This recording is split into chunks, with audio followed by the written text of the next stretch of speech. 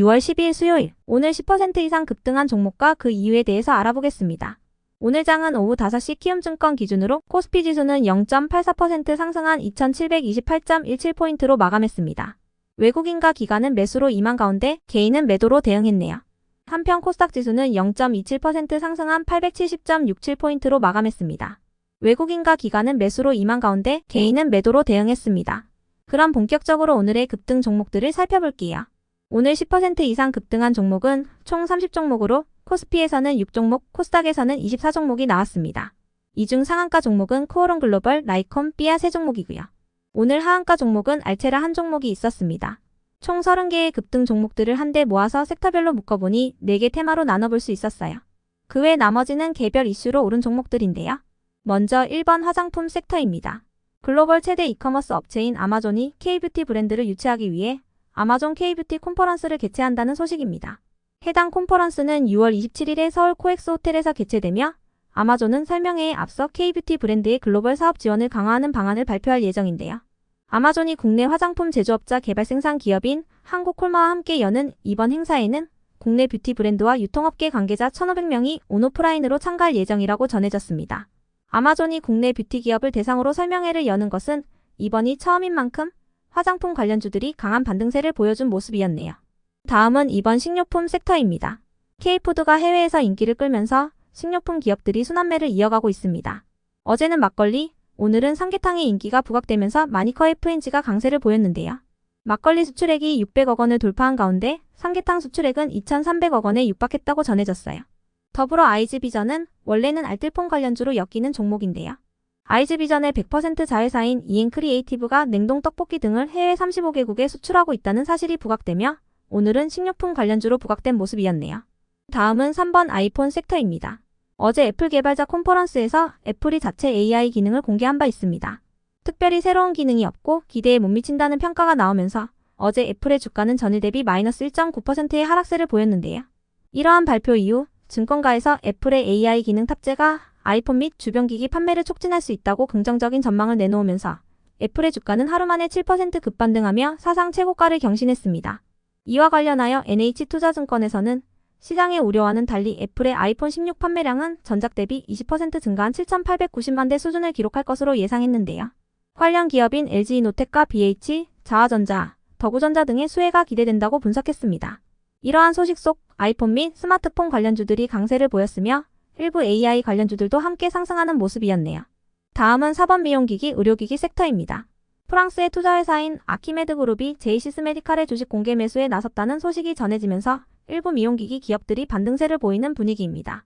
아키메드는 제이시스 메디칼의 지분 72%에 대한 공개 매수를 추진할 예정이며 공개 매수 응모 주식수가 최소 매수 예정 수량인 1,801만 3,879주 이상인 경우에만 응모 주식을 전부 매수하고 그 미만일 경우에는 전량을 매수하지 않을 계획이라고 전해졌어요. 22년부터 클래시스와 루트로닉스에 이어 제이시스 메디칼까지 업계 3사로 통하는 회사들은 모두 사모투자 전문 운용사가 최대 주주로 등극했다는 공통점이 있는데요. 시장에서는 화장품에서 시작된 K뷰티의 열풍이 미용기기 업체의 M&A로 이어지는 모습이라고 해석하고 있습니다.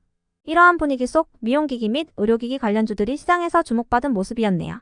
그 외 나머지는 개별 이슈로 오른 종목들인데요. 먼저 라이콤이 상한가로 마감했습니다. 국토교통부가 무인 자율주행 기술 개발 활성화를 위해 국내 자율주행 스타트업에서 개발한 무인 자율주행차의 일반 도로 운행을 허가했다고 밝혔기 때문인데요.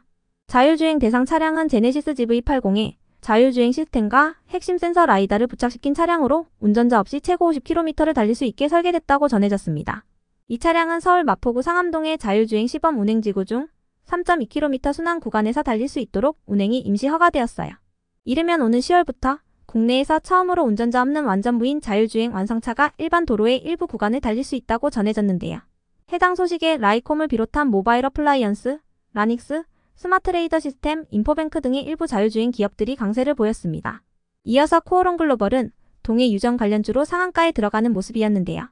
경상북도가 포항 영일만 앞바다 유전 개발에 대비하여 영일만항을 2배로 확장하는 방안을 추진한다고 전해지면서 코오롱 글로벌이 포항 영일만항 지분을 15% 보유한 사실이 부각되며 상한가로 마감해 주었네요. 한편 KIB 플러그 에너지의 오늘 급등할 만한 호재나 공시는 파악되지 않았지만 오픈아시아 컴퍼니라는 법인이 장내 매수를 통해 기존 최대 주주의 지분을 앞질른 탓에 갑자기 KBI 플러그 에너지의 최대 주주가 변경되었다는 내용의 기사가 있긴 했었으니 참고해주세요. 이어서 인성정보가 상승했습니다. 어제 정부가 의료계 집단 휴진의 대응 방안으로 비대면 진료센터 가동을 언급했다는 소식이 전해진 바 있는데요. 이후 연세의료원 산하의 세브란스 병원과 강남 세브란스, 용인 세브란스 병원 세 곳에 소속된 교수들이 오는 27일부터 무기한 휴진하겠다는 발표를 한 것으로 전해졌습니다. 해당 소식에 인성정보를 비롯한 비트컴퓨터, 케어랩스 등의 비대면 관련주들이 시장에서 부각되었습니다. 한편 백광산업이 급등할 만한 호재나 공시는 파악되지 않았지만 백광산업은 전해액 핵심 소재 원재료의 국산화를 위해 7월 초 새만금 국가산업단지 내 공장 착공에 나설 예정이라는 소식이 전해진 바 있으니 참고해주세요. 다음으로 카페24는 신한투자증권에서 카페24에 대해 유튜브의 쇼핑 사업 확장으로 수혜가 기대된다고 밝히면서 강세를 이어가는 모습이었는데요. 언론에 따르면 유튜브는 최근 국내에서도 동영상 시청과 연계한 쇼핑 기능 확대에 나섰다며 한국에서는 우선 쿠팡이 제휴사로 참여했다고 전해졌습니다. 이러한 분석 속 과거 구글 측으로부터 투자를 받은 바 있는 카페24가 수혜주로 지속 부각되었네요. 이어서 재룡산업이 상승했습니다. 이틀 전 전해졌던 한국전력공사가 41조 원 규모의 인도네시아 송전망 구축 사업을 추진한다는 소식이 전력설비 테마의 지속 호재로 작용되고 있는 모습인데요. 김동철 한전 사장은 인도네시아 전력공사 본사에서 전력 분야 신사업 공동추진 업무 협약을 체결했다고 전해졌어요. 이번 업무 협약을 기반으로 실제 사업까지 수주할 수 있도록 노력하겠다고 밝힌 바 있습니다. 이러한 소식이 지속 호재로 작용되며 재룡산업이 전력설비 관련주로 반등세를 보이는 모습이네요. 다음으로 큐피탈은 어제 장마감 후 초록뱀 미디어 매각의 우선 협상 대상자로 선정되었다는 소식이 전해지면서 강세를 보였습니다. 초록뱀 미디어는 올인과 추노, 나의 아저씨 등의 드라마를 제작한 콘텐츠 기업으로 배우 이정재 씨가 최대 주주로 있는 아티스트 유나이티드도 초록뱀 미디어의 인수 의향을 내비쳤다고 전해졌는데요. 매각 희망가는 약 2천억 원 수준이 될 것으로 예상되고 있습니다. 해당 소식에 큐캐피탈이 어제 시간의 상한가에 이어 오늘 장에서도 강세를 이어가 주었네요. 한편 카이노스메드는 신성장 동력 확보를 위해 자사주 50만 주를 취득했다는 소식이 지속 호재로 작용된 모습이었습니다. 카이노스메드의 이기섭 대표는 취득한 자사주의 소량을 5호 투자자를 대상으로 한 블록딜 형식으로 처리하여 탑업인 주식 취득 등의 미래 신성장 동력 확보를 위해서 사용할 계획이라고 전해졌습니다. 이어서 SV인베스트먼트는 2조 원 안팎의 몸값이 거론되고 있는 인공지능 반도체 페미스 스타트업 리벨리온이 상장을 위한 주관사 선정에 착수했다는 소식이 전해지면서 SV인베스트먼트가 리벨리온에 200억 원 규모의 투자를 진행했던 투자사로 부각되며 강세를 보인 모습이었네요. SV인베스트먼트는 장마감 후 리벨리온과 SK텔레콤의 AI 반도체 계열사 사피온이 합병을 추진한다는 소식이 전해지면서 시간의 상한가도 달성했으니 참고해주세요. 다음으로 YC캠은 현대차증권에서 YC캠에 대해 신규로 매수 의견을 내놓으면서 상승하는 모습이었는데요. 이러한 리포트에 같은 반도체 섹터로 묶이는 코세스도 함께 강세를 보인 것으로 추정됩니다.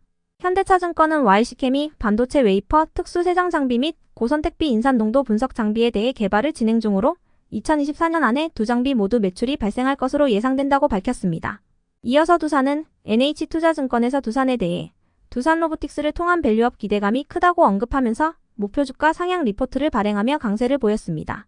두산과 더불어 두산로보틱스도 전일 대비 6.95% 상승한 가격으로 마감했으니 참고해주세요. 끝으로 오늘은 하한가를 간 종목도 한 개가 있었는데요. 알체라는 지난 3월 27일에 감사보고서 한정 의견이 나오면서 투자환기 종목으로 지정된 바 있는데요. 황영규 대표이사가 증권사들에게 담보로 제공했던 보유지분 일부가 감소됐다는 소식이 전해진 가운데 하한가로 마감하는 모습이었습니다. 황 대표의 보유지분은 기존 9%대에서 1.6%대로 줄었으며 해당 증권사들이 황 대표의 주식을 받아갔다고 전해졌습니다. 알체라는 장마감 후 단위계좌 거래량 상위로 투자주의 공시도 올라왔으니 참고해주세요. 그럼 오늘의 거래량과 거래대금 상위 종목들을 시장별로 살펴보고 마칠게요.